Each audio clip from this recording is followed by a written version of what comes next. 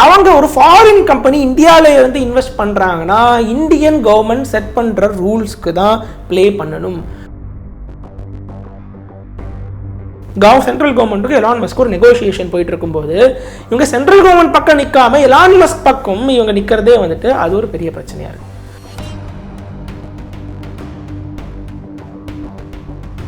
திரு Elon Musk அவர்கள் அவங்க போட்ட ட்வீட்லேருந்து இன்னி வரைக்கும் ஒரு இந்தியாவில் இருக்கிற ஒரு 5 ஸ்டேட்லேருந்து அவருக்கு அழைப்பு வந்துருச்சு. அதாவது மினிஸ்டர்ஸ் லெவலில் இருக்கிறவங்க ட்வீட் போட்டு அழைப்பு கொடுத்துருக்காங்க.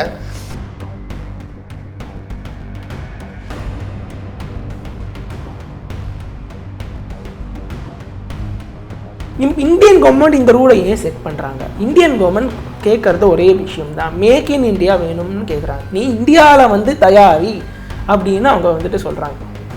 அது வந்துட்டு எலான் மஸ்க் பண்ணிட்டாருன்னா பிரச்சனையே கிடையாது. அவருக்கு இந்தியாவில் தயாரிக்கிறதுக்கு இஷ்டம் இல்லை, யோசிக்கிறாரு. ஆனால் கார் இந்தியாவில் மட்டும் அவர் விற்கணும்னு பார்க்குறாரு. சைனாவுக்கு அவரோட இண்டஸ்ட்ரி இருக்குது, சைனாவில் அவர் மேனுஃபேக்சர் பண்ணுறாரு. சைனீஸ் மேனுஃபேக்சர் காரை தான் அவர் அங்கேருந்து இங்கே கொண்டு வந்து விற்க போகிறார். மோஸ்ட்லி இதுதான் நடக்கும். இதை எப்படி இந்தியன் கவர்மெண்ட் ஃபஸ்ட்டு வந்து ஒத்துக்கணும்னு நான் கேட்குறேன். முதல்ல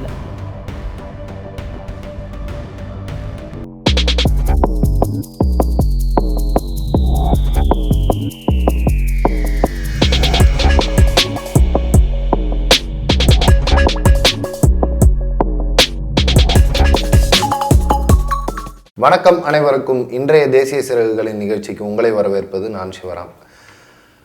இன்று நம்முடன் இணைய இருக்கிறார் திரு சாய் கணேஷ் அவர்கள், ஊடகவியலாளர் மற்றும் தேசிய சிறகுகளின் நிறுவனர். வணக்கம் சார். வணக்கம் சார். ஒரு 3 days பேக் வந்து அமெரிக்க தொழிலதிபர் திரு எலான் மஸ்க் அவர்கள் வந்து டெஸ்லா நான் ஏன் இந்தியாவில் இன்னும் விற்க ஆரம்பிக்கலை அப்படின்னா, எனக்கு வந்து இந்தியாவில் கொஞ்சம் கவர்மெண்டல் இஷ்யூஸ், கவர்மெண்ட் கூட எனக்கு இஷ்யூஸ் இருக்குது அப்படின்ற மாதிரி சொல்லியிருக்காரு.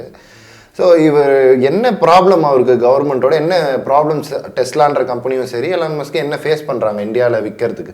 இந்த பிரச்சனை எப்படி ஸ்டார்ட் ஆச்சுன்னு நம்ம பார்த்தோன்னா, ஒரு இந்தியாவில் இருக்கக்கூடிய ட்விட்டர் யூசர் ஒருத்தர் வந்து ஒரு ட்வீட் ஒன்று போடுறாரு. டெஸ்லா கார்ஸ் வந்து இந்தியாவிற்கு வந்தால் ரொம்ப சூப்பராக இருக்கும், இன்னும் ஏன் வரலன்னு. எலான் மஸ்க் தான் டெஸ்லாவோட ஃபவுண்டர், அமெரிக்க தொழிலதிபர், அவர் டேக் பண்ணி ட்வீட் போடுறாரு. அதுக்கு எலான் மஸ்க் அவர்கள் ரிப்ளை பண்ணுறது என்னன்னு பார்த்தால், கவர்மெண்டல் ப்ராப்ளம்ஸ் இருக்குது அதனால் வர முடியலங்கிற மாதிரி ரிப்ளை பண்ணுறாரு.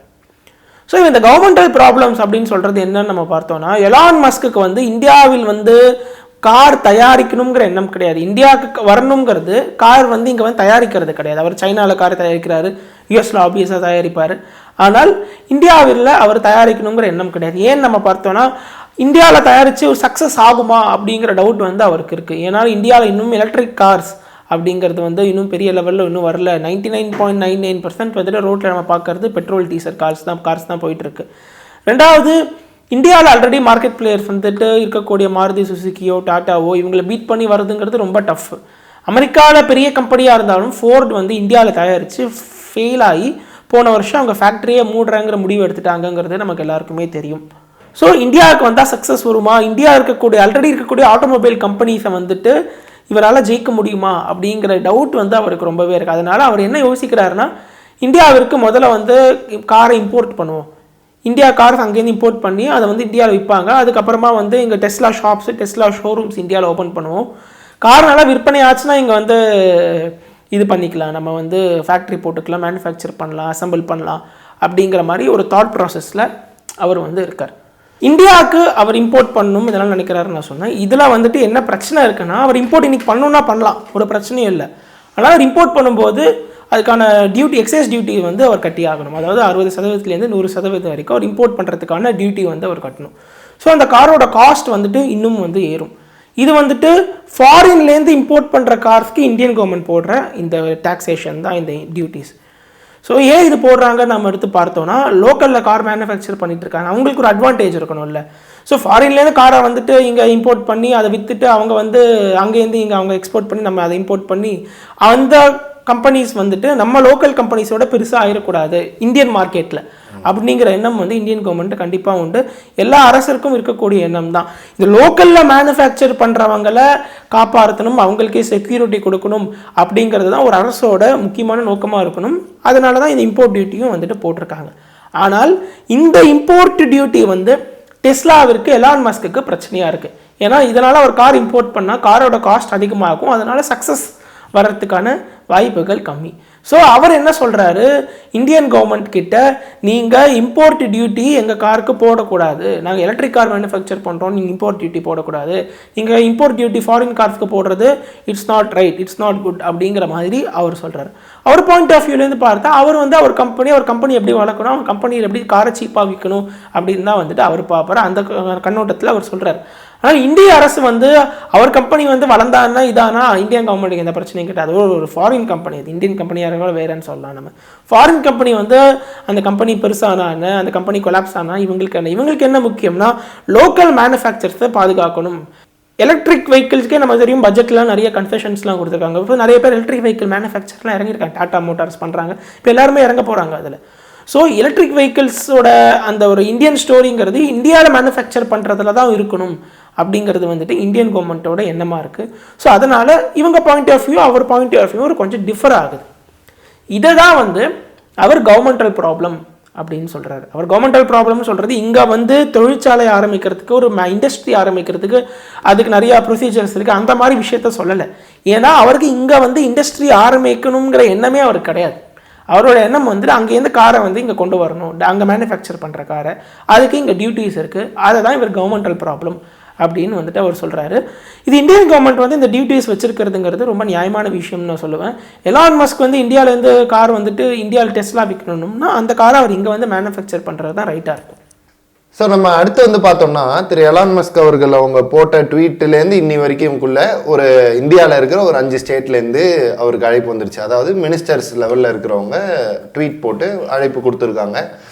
ஸோ இது எப்படி அவங்களால எப்படி இது சாத்தியம், என்ன நடக்கும் அடுத்து பார்த்தோன்னா இந்த கவர்மெண்டல் ப்ராப்ளம் அப்படின்னு எலான் மஸ்க் சொன்ன உடனே நம்ம ஊரில் இருக்கக்கூடிய மாநில அரசில் இருக்கக்கூடிய அரசியல்வாதிகள், மினிஸ்டராக இருக்கக்கூடிய அரசியல்வாதிகள் அவங்க இதில் அரசியல் செய்ய ஆரம்பிச்சிட்டாங்க.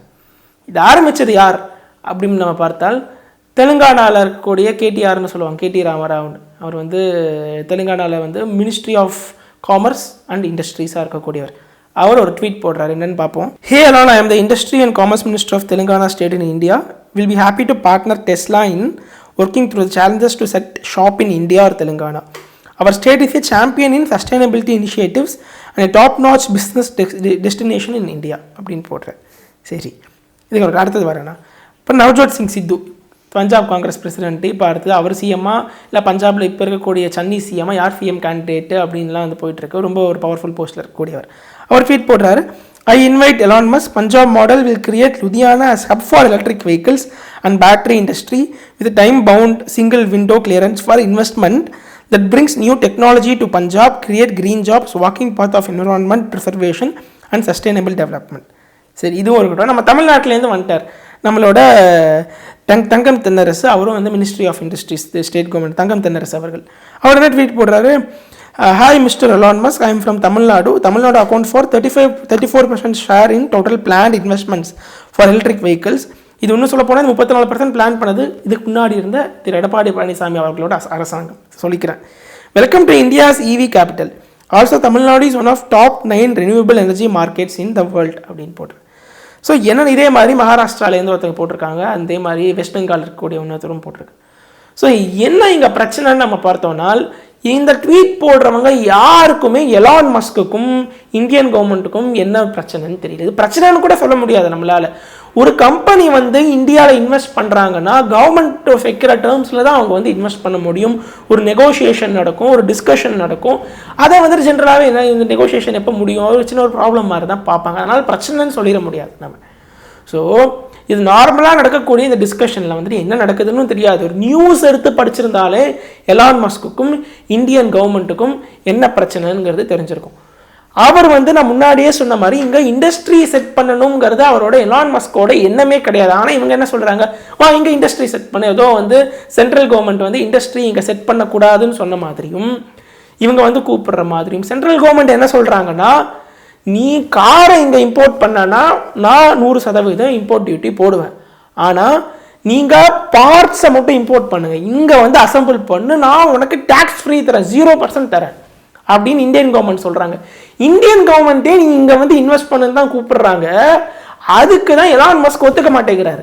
ஸோ இதை கூட தெரியாமல் இந்த மாநில அரசுகள் தெரியாமலா ஆறு தெரியாத மாதிரி நடிக்கிறாங்களா அரசியல் செய்கிறதுக்குன்னு தெரியல. இந்த மாநில அரசில் இருக்கக்கூடிய இந்த நபர்கள் இங்கே வந்து இண்டஸ்ட்ரி செட் பண்ணுங்கள், இங்கே வந்து இண்டஸ்ட்ரி செட் பண்ணுங்கள் அப்படின்னு ட்வீட் போடுறது வந்துட்டு ஒன்று அறியாமையாக இருக்கலாம், இன்னொன்று அரசியலாக இருக்கலாம். பார்த்தீங்கன்னா ஏதோ ஒரு ட்விட்டர் யூசருக்கு எலான் மஸ்க் அவர்கள் ரிப்ளை போடுறாரு, ஆனால் இந்த ஸ்டேட் கவர்மெண்ட்லேருந்து போட்ட யாருக்கும் ரிப்ளை போடல. ஏன்னா அவருக்கு தெரியும், நீங்கள் என்ன ஏன் இங்கே வந்து இண்டஸ்ட்ரி செட் பண்ண கூப்பிடுறீங்க, அதெல்லாம் சென்ட்ரல் கவர்மெண்ட்டு சொல்கிறாங்க, நான் தான் முடியாதுன்னு சொல்லிட்டு இருக்கேன். நான் நீங்கள் கார் டேக்ஸ் கட் பண்ணுன்னு தான் நான் சொல்லிட்டு இருக்கேன். அவங்க மேக் இன் இந்தியா, அதாவது இந்தியாவில் மேனுஃபேக்சர் பண்ணுன்னு தான் என்னை கூப்பிட்றாங்க. நீங்கள் என்னென்னா அவங்க சொல்கிறதே சொல்லிட்டு ஏதோ வந்து அவங்க வந்து கூப்பிடாத மாதிரி இவங்களா கூப்பிட்ற மாதிரி பில்டப் கொடுத்துட்டு இருக்கீங்க தான் அவர் நினச்சிட்டு இருப்பார். சரியா? ஸோ வந்துட்டு என்ன விஷயம்னா, அதுவும் இந்த தெலுங்கானாவில் கேடிஆர் அவர் இங்கே வந்து ஷாப் செட்டப் பண்ணுங்கன்னு போடுறாரு. ஷாப் வந்து செட்டப் பண்ணாலும் சென்ட்ரல் கவர்மெண்ட் கொடுக்குற எக்ஸைஸ் டியூட்டி கொடுத்து தானே ஆகணும். அதுதானே இவர் கொடுக்க மாட்டேன்னு எலான் மஸ்க் சொல்கிறாரு. ஸோ இது வந்துட்டு சும்மா ஃபார் எக்ஸாம்பிள் மோடி கவர்மெண்ட்டுக்கு அகெயின்ஸ்டாக எல்லாரும் ஒரே நேரத்தில் சேர்ந்து போடுறோம் அப்படிங்கிற ஒரு எண்ணத்தில் வந்து ஒரு அரசியல் வந்து செஞ்சாங்க அப்படின்னு தான் இந்த விஷயத்தில் நான் சொல்லுவேன். ஏன்னா நான் முன்னாடியே சொன்ன மாதிரி எலான் மஸ்க் என்ன முடியாதுங்கிறாரோ, இங்கே வந்து இண்டஸ்ட்ரி செட்டப் பண்ண மாட்டேன்னு சொல்கிறாரோ அதை பண்ணுன்னு தான் இவங்கெல்லாம் கூப்பிட்றாங்க. ஸோ இது வந்துட்டு இதை பார்த்து அதுலேயும் நிறைய பேர் இதுக்கு சப்போர்ட் வேறு பண்ணிட்டு இருக்காங்க. என்ன நடக்குதுன்னே தெரியாமல் இதை பார்த்து எனக்கு என்ன சொல்கிறதுன்னு தெரில. பிளெயின் பாலிடிக்ஸ் இது, அவ்வளோதான். ஸோ இப்போ அடுத்த கேள்வி என்ன எழுதுனா, நீங்கள் என்ன சொன்னீங்க, எக்ஸைஸ் டியூட்டி இந்தியா அவங்க மேலே போடுறது தப்பு இல்லை, ஆக்சுவலாக லோக்கல் பிளேயர்ஸ்க்கு நல்லதுன்றீங்க. பட் வந்து இது என்ன வகையில் நமக்கு நல்லது? இந்தியாவில் நிறைய கார் வந்தால் நல்லது தானே, வெளிநாட்டிலேருந்து வந்து விற்றா இது எதனால் நீங்கள் இது நல்லதுன்னு சொல்கிறீங்க ஆக்சுவலாக? இல்லை, ஃபஸ்ட்டு பார்த்தோன்னா இப்போ நமக்கு வந்து இங்கே காருக்கு பஞ்சம் இருக்கான்னு முதல்ல பார்க்கணும். கார் நிறைய அவைலபிளாக இருக்குது.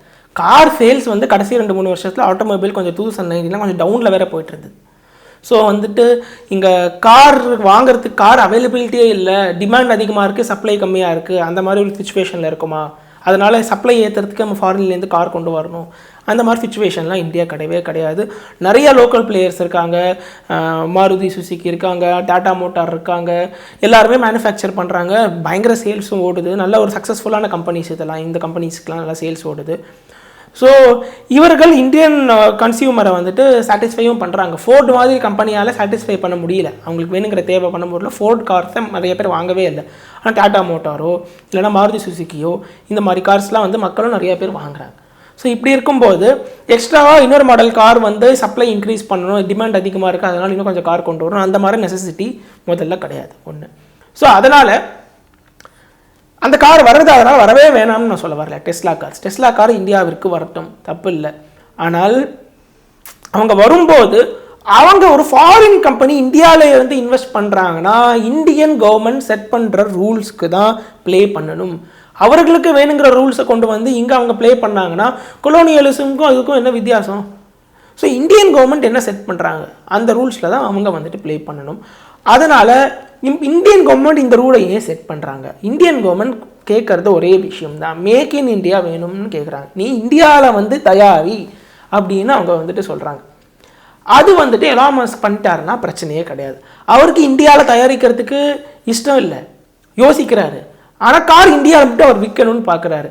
சரி, அவர் காரில் அமெரிக்காவிலேருந்து இங்கே கொண்டு வருவாரானா எனக்கு பொறுத்தவரை பெரிய டவுட். ஏன்னா பக்கத்துலேயே சைனா இருக்குது, சைனாவுக்கு அவரோட இண்டஸ்ட்ரி இருக்குது, சைனாவில் அவர் மேனுஃபேக்சர் பண்ணுறாரு. சைனீஸ் மேனுஃபேக்சர் காரை தான் அவர் அங்கேருந்து இங்கே கொண்டு வந்து விற்க போகிறார். மோஸ்ட்லி இதுதான் நடக்கும். இதை எப்படி இந்தியன் கவர்மெண்ட் ஃபஸ்ட்டு வந்து ஒத்துக்கணும்னு நான் கேட்குறேன் முதல்ல. ஏன்னா இதால் வந்து இந்தியாவில் யாருக்காவது இண்டஸ்ட்ரியில் யாருக்காவது வேலை வருதா, என்ஜினியர்ஸ் யாருக்காவது வேலை வருதா? யாருக்கும் வேலை வராது. அந்த காரோட ஷோரூமில் 10 பேர் வேலை செய்வாங்க, அந்த தவிர புதுசாக ஜாப் எதுவுமே இது வந்து கிரியேட் பண்ண போகிறதில்ல. அந்த கார் வர்றதால சப்ளை அதிகமாகி அந்த மார்க்கெட்டுக்கு பூமும் கிடையாது, ஆல்ரெடி சப்ளை நல்லா தான் இருக்குது. ரெண்டாவது, அது வந்து இங்கே இருக்கக்கூடிய வேலை வாய்ப்பு உருவாக்குமா, இங்கே இருக்கக்கூடிய என்ஜினியர்ஸ்க்கு வேலை கிடைக்குமா அப்படின்னு பார்த்தால் அதுவும் கிடையாது. என்ன ரீசனுக்கு இப்போ டெஸ்லா கார் வரணும்? இப்போ ஃபார் எக்ஸாம்பிள் வந்து சில பேர் this car is looking fabulous so it should come to இந்தியான்னு அதை ட்வீட் போட்டானுங்க. இப்போ இந்த மாதிரி விஜய் தேவர்கொண்டா இந்த மாதிரி சினிமா ஆக்டர்ஸ் இல்லாமல் டெஸ்லா வரணும் ட்வீட் போட்டுட்ருக்காங்க. இந்த சொகுசு விரும்புகிறாங்க, லக்ஸுரி கார்ஸ் விரும்புகிறாங்கல்ல, அவர்களுக்கு மட்டும்தான் இப்போ டெஸ்லா வந்துச்சுன்னா ஆல்ரெடி 10 கார் வச்சுருப்பான், 11வது காராக கொண்டு வந்து இப்போ டெஸ்லா சேர்க்கறதுக்கு வாய்ப்பு இருக்குது. அவங்க தான் அந்த மாதிரி ஆளுங்க மட்டும்தான் டெஸ்லா கார் வேணும் அப்படின்னு ஃபஸ்ட்டு வந்துட்டு விரும்புகிறாங்க. டெஸ்லா கார் வந்து இந்தியாவிற்கு வந்து அவங்க மேனுஃபேக்சர் பண்ணால் இந்தியன் கன்சியூமர்ஸ் ஏற்ற மாதிரி கொஞ்சம் மேனுஃபேக்சர் பண்ணி இந்தியாவில் விற்கலாம். அதுலேருந்து இந்தியாவிலேருந்து வேறு கண்ட்ரிக்கு எக்ஸ்போர்ட்டும் நம்ம பண்ணலாம், இவங்க டெஸ்ட்லாம் இங்கே மேனுஃபேக்சர் பண்ணுறது. அப்படி நடந்தால் மட்டும்தான் இந்தியாவோட பொருளாதாரத்துக்கு இது ஒரு கான்ட்ரிபியூஷனாக இருக்கும். அதனால தான் இந்தியன் கவர்மெண்ட்டு என்ன சொல்கிறாங்க, இம்போர்ட் டியூட்டி எல்லாத்துக்கும் போடு, நீ பார்ட்ஸை இங்கே இம்போர்ட் பண்ணி இங்கே மேனுஃபேக்சர் பண்ண இம்போர்ட் டியூட்டி போடலைன்னு சொல்கிறாங்க. அதையே யாரும் எதாவது ஒரு மாநில அரசு தான் எடுத்து சொல்கிறாங்க. இந்தியன் கவர்மெண்ட் நீங்கள் வந்து ட்வீட் போடு, தெலுங்கானாவில் வந்து இன்வெஸ்ட் பண்ணுங்கள், தமிழ்நாட்டிலேருந்து இன்வெஸ்ட் பண்ணுங்கன்னு ட்வீட் போடட்டும், தப்பே இல்லை. மத்திய அரசு சொல்கிறது மாதிரி கேட்டு நீங்கள் பார்ட்ஸை கொண்டு வந்து அசம்பிள் பண்ணுங்கள். நீங்கள் எதுக்கு வந்து இங்கே இண்டஸ்ட்ரி ஓப்பன் பண்ண மாட்டேன்னு சொல்கிறேன்னு கேள்வி கேட்க முடியுமா யாராவது இங்கே மாநில அரசால்? ஏதோ வந்துட்டு எலான் மஸ்க் அப்படியே ஒரு பெரியவருக்கு ஆள் மாதிரியும் சென்ட்ரல் கவர்மெண்ட் வந்து பெரிய ஆள் தான், அவர் இல்லைன்னு நான் சொல்ல வரல, அவர் அவர் சைடில் எல்லா எந்த தப்பும் இல்லாத மாதிரியும் இவங்க சென்ட்ரல் கவர்மெண்ட் சைடில் தான் தப்பு இருக்கிற மாதிரியும் ட்வீட் போட்டேன். சென்ட்ரல் கவர்மெண்ட் சைடில் தப்பு இருக்குன்னு அவங்க அந்த ட்வீட்டில் மென்ஷன் பண்ணல. பட் அவங்க ட்வீட் போடுற அந்த டைமிங், அந்த இன்டென்ஷன்லேருந்து எலான் மஸ்க்கு கவர்மெண்ட்டோட ப்ராப்ளம்னு சொல்கிறார். சென்ட்ரல் கவர்மெண்ட்டுக்கு எலான் மஸ்க் ஒரு நெகோசியேஷன் போயிட்டு இருக்கும்போது இவங்க சென்ட்ரல் கவர்மெண்ட் பக்கம் நிற்காம எலான் மஸ்க் பக்கம் இவங்க நிற்கிறதே வந்துட்டு அது ஒரு பெரிய பிரச்சனையாக இருக்குது. இந்தியன் கவர்மெண்ட்டும் டெஸ்லாவும் நெகோஷியேட் பண்ணும்போது ரெண்டு பேருக்குமே வின்-வின் சுச்சுவேஷன் இருக்கணும். ஒன்று, இந்தியன் கவர்மெண்ட்டுக்கு பொருளாதாரம் வந்து வளர்ச்சி அடையணும் டெஸ்லா வர்றதால, இன்னொரு பக்கம் டெஸ்லா கம்பெனிக்கும் ப்ராஃபிட் வரணும். அப்போ தான் வந்துட்டு நெகோஷியேஷன் சக்ஸஸ்ஃபுல்லாக போய் முடியும். ஆனால் எலான் மஸ்க் அவர்கள் என்ன எதிர்பார்க்குறாரு அப்படின்னு நம்ம பார்த்தால், இந்தியன் கவர்மெண்ட் பொருளாதாரம் ஏதோ போயிட்டு போகிறது, நான் அப்போ என் காரை இங்கே வித்துடணும், அங்கே அவங்க வந்து வேலை கிடைச்சானா கிடைக்கலன்னா எனக்கு என்ன அப்படின்னு எலான் மஸ்க் நினைக்கிறார். அவருக்கு கம்பெனி ப்ராஃபிட் பார்க்கணும், அது மட்டும் தான் அவர் மைண்டில் இருக்குது. ஸோ அதனால் இந்த டேர்முக்கு வந்து இந்தியன் கவர்மெண்ட் ஒத்துக்கணும்னு சொல்ல முடியாது. அதனால தான் இம்போர்ட் டியூட்டிஸ் போடுறாங்க. அப்போ தான் இவங்களுக்கு தெரியும், நீங்கள் இம்போர்ட் பண்ணால் அட்லீஸ்ட் டியூட்டியாவது கட்டுவாங்க, அது கொஞ்சம் வந்து ரெவன்யூ கான்ட்ரிபியூட் பண்ணும். சரி, இங்கே வந்து மேனுஃபேக்சர் பண்ணுறியா மேக் இன் இந்தியாவில், அப்போ வந்து வேலை வாய்ப்பு கிடைக்கும், இங்கேருந்து மேனுஃபேக்சர் பண்ணி இங்கே விற்கலாம், இங்கேருந்து எக்ஸ்போர்ட் பண்ணலாம், அது வந்துட்டு ரெவன்யூ கான்ட்ரிபியூட் பண்ணும் அகெயின். ஸோ இதனால தான் அவங்க இம்போர்ட் டியூட்டியும் போடுறாங்க. அதனால் மேக் இன் இந்தியா வந்து பண்ணுறதுக்கு என்கரேஜும் பண்ணுறாங்க. பொருளாதாரம் வரணும் அப்படின்னா நாங்கள் வந்து டியூட்டிஸ் போட மாட்டோம் நீங்கள் அசம்பிள் கொண்டு வர பார்ட்ஸுக்கு அப்படின்னு சொல்கிறாங்க. எலான் மஸ்க்கு மட்டுமே வின் சிச்சுவேஷன் இருக்கணும், இந்தியன் கவர்மெண்ட்டுக்கு வந்து எக்கேடு கட்டு போனால் பரவாயில்ல, எலான் மஸ்க் நினைக்கிறது வந்துட்டு இந்த இடத்துல ரொம்ப தப்பு. அதனால தான் வந்து இந்தியன் கவர்மெண்ட் வந்து ஒத்துக்க மாட்டாங்க. இந்தியன் கவர்மெண்ட்டை ஆர்ம் ட்விஸ்ட்லாம் பண்ணவே முடியாது. போன வருஷம் தான் வந்துட்டு ஃபைசர் ட்ரை பண்ணாங்க, எப்படியாவது ஃபைசர் வேக்சின் இந்தியாவுக்கு கொண்டு வரணும் அப்படின்னு ஏதோ பண்ணி பார்த்தாங்க. ஒரு இதுவும் வந்துட்டு அவங்க வந்துட்டு மடியவே இல்லை. அழகாக வந்து கோவிஷீல்டு கோவேக்சின் அழகாக வந்து 2 வேக்சின் வச்சு இன்றைக்கி கிட்டத்தட்ட 158 கோடி வேக்சினேஷன் வந்து இன்னையோட முடிஞ்சிருக்கு. ஸோ அப்படி பார்க்கும்போது ஒரு ஃபாரின் கம்பெனியால், அதுவும் ப்ரெசென்ட்டாக இருக்கக்கூடிய கவர்மெண்ட்டை வந்துட்டு மேனிப்புலேட் பண்ணுறது இல்லைனா வந்து அதை ஆர்ம் ட்விஸ்ட் பண்ணி நெகோஷியேட் பண்ணுறதுல ஜெயிக்க முடியும்னா கண்டிப்பாக முடியாது. அதனால் எலான் மஸ்க் புதுசாக ஸ்ட்ராட்டஜி என்ன எடுத்திருக்காருன்னா, சோஷியல் மீடியா மூலியமாக ட்வீட் போட்டு ப்ரெஷர் போடலாம் அப்படிங்கிற ஸ்ட்ராட்டஜி அவர் எடுத்திருக்காரு. கண்டிப்பாக இவங்க இனி யார் வேணாலும் ட்வீட் போட்டுக்கோ, எத்தனை ஸ்டேட் கவர்மெண்ட் வேணாலும் வந்து இவங்களுக்கு ஜாலரை அடிச்சு ட்வீட் போட்டோம், ஆனால் சென்ட்ரல் கவர்மெண்ட் எதுவுமே அசைய மாட்டாங்க. ஏன்னா சென்ட்ரல் கவர்மெண்ட்டில் மைண்டில் இருக்கிறது ஒரே விஷயந்தான், make in India, local manufacturing இதெல்லாம் வந்துட்டு ஒழுங்காக வளர்ச்சி அடையணும். ஸோ இந்தியாவில் வந்து நீ மேனுஃபேக்சர் பண்ணி இந்தியாவில் இருக்கிறவங்க வேலை கூட எல்லாம் கூட நான் உனக்கு சப்போர்ட் பண்ணுறேன், அவ்வளோதான் சிம்பிளாக அவங்க சொல்கிற விஷயம். சரி, ஓகே, இவ்வளோ நம்ம பேசியாச்சு. அப்போது இப்போ என்னதான் way forward for Elon Musk? இந்தியாவுக்குள்ளே அவர் அந்த காரை விற்கணும்னா அவர் என்ன பண்ணி ஆகணும், இல்லை வேற ஏதாவது வழிகள் இருந்தாலும் சொல்லுங்கள். ரொம்ப சிம்பிள். எலான் மஸ்க் என்ன பண்ணணும், ஆப்பிள் ஃபாலோ பண்ண மாடலை வந்து ஃபாலோ பண்ணணும். இதே மாதிரி தான் ஆப்பிள் என்ன பண்ணாங்க 2015, 16, 17 டைமில், நாங்கள் ஃபோனை வந்துட்டு இம்போர்ட் பண்ணுறோம், நீங்கள் எக்ஸஸ் டியூட்டி எனக்கு ஸ்லாஷ் பண்ணுங்கள், இம்போர்ட் டியூட்டி ஸ்லாஷ் பண்ணுங்கள், அப்போ தான் ஃபோன் ரேட் சீப் ஆகும் அப்படி இப்படின்னு சொன்னாங்க. சென்ட்ரல் கவர்மெண்ட் வந்து முடியவே முடியாதுன்னு சொல்லிட்டாங்க. அதுவும் இன்னும் சொல்லப்போனால் 2017 பார்லிமெண்ட் செஷன் நடக்கும்போது அப்போ காமர்ஸ் மினிஸ்டராக இருந்து நிர்மலா சீதாராமன் அவர்கள், இப்போ ஃபைனான்ஸ் மினிஸ்டராக இருக்காங்க, அவங்க அடித்து அது முடியவே முடியாது அப்படின்னு சொல்லிட்டாங்க. 3 வருஷம் ட்ரை பண்ணி பார்த்தாங்க. இப்போ எலான் மஸ்க் என்ன பண்ணுறாரு, எப்படியாவது டெஸ்லா காரை வந்துட்டு இந்தியாவுக்கு இம்போர்ட் பண்ணிடணும் அப்படின்னு யோசிச்சுட்டு இருக்காருல, அதே மாதிரி தான் ஆப்பிள் 3 வருஷம் ட்ரை பண்ணி பார்த்தாங்க. எக்ஸஸ் டியூட்டி குறைக்க சொல்லி இப்போ இவர் கேட்குற அதே விஷயம் தான் அவங்க கேட்டுட்டு இருந்தாங்க. ஒரு ஜம்பமும் வலிக்கல இந்தியன் கவர்மெண்ட் கிட்ட. ஸோ 2018, 19 அவங்க என்ன பண்ண ஆரம்பித்தாங்க, அவங்களோட ஃபோன்ஸை வந்துட்டு இங்கேயே அசம்பிள் பண்ண ஆரம்பித்தாங்க நிறைய கம்பெனிஸ் மூலியமாக. அசம்பிள் பண்ண ஆரம்பிச்சும்போது இந்தியன் கவர்மெண்ட் வந்து நிறைய கன்செஷன் கொடுத்தாங்க. இங்கே வந்து அவங்க க்ரோ ஆகவே ஸ்டார்ட் ஆகிட்டாங்க. இன்னும் சொல்ல போனால் நேற்றுக்கு தான் நியூஸ் பார்த்தேன், கடைசி ஒரு வருஷத்தில் ஆப்பிளோட ஃபோனோட சேல் க்ரோத் வந்து இந்தியாவில் 40% இருந்திருக்கு அப்படிங்கிற வரை நான் வந்து ஒரு நியூஸ் ஒன்று படித்தேன். ஸோ இந்த ஆப்பிள் பண்ண தப்பாக எலான் மஸ்க் திருப்பி பண்ணிகிட்டு இருக்கார். ஆப்பிள் இதே மாதிரி வந்துட்டு கவர்மெண்ட்டோட நெகோஷியேட் பண்ணுறேன், இந்தியன் கவர்மெண்ட் இந்தியன் இன்ட்ரெஸ்ட்டை எப்போவுமே விட்டு கொடுக்க மாட்டாங்க. ஸோ இந்த மாதிரி ஆப்பிள் பண்ணுற 3 வருஷம் ஆச்சு, ஆப்பிள் வந்து இதை புரிஞ்சுட்டு இந்தியா வந்து இந்தியாவில் வந்து இன்வெஸ்ட் பண்ணுங்கிறதுக்கு. இதே மாதிரி 2 வருஷம் 3 வருஷம் எலான் மஸ்க் வெயிட் பண்ணிட்டு இருந்தாருன்னா இந்தியனில் யாருக்கும் லாஸ் கிடையாது. டெஸ்லா கார்லாம் வேறு கார், டாட்டாவே மோட்டாரே இன்னும் எலக்ட்ரிக் கார் மேனுஃபேக்சர் பண்ண போகிறாங்க, வேறு லெவலில் மார்க்கெட்டுக்கு வர போகிறது, அதை வாங்கிட்டு ஜாலியாக யூஸ் பண்ணிகிட்டு இருப்பாங்க. லாஸ் ஆக போகிறது எலான் மஸ்க் தான். அவர் வந்துட்டு இந்தியன் எக்கனாமியை கொஞ்சம் கான்ட்ரிபியூட் பண்ணணும் அப்படிங்கிற மைண்ட் செட்டோட மேக் இன் இந்தியாவில் வந்து இங்கே வந்து மேனுஃபேக்சர் பண்ணாருன்னா அவரோட ப்ராப்ளம் சால்வ் ஆயிரும். இந்தியன் கவர்மெண்ட்டுக்கும் அது ஒரு ஆடட் வேல்யூவாக இருக்கும், ஆடட் பூஸ்டாக இருக்கும், இங்கே இருக்கிறவங்களுக்கும் வேலைகள் கிடைக்கும், நிறையா இதனால் எக்கனாமிக்கும் கான்ட்ரிபியூஷன் இருக்கும் அப்படின்னு நான் சொல்லுவேன். ஓகே, உங்களோட மேலான கருத்துக்களை எங்களோட பகிர்ந்துகிட்டதுக்கு மிக்க நன்றி. மீண்டும் ஒரு முறை சந்திப்போம். நன்றி, வணக்கம், ஜெய்ஹிந்த்.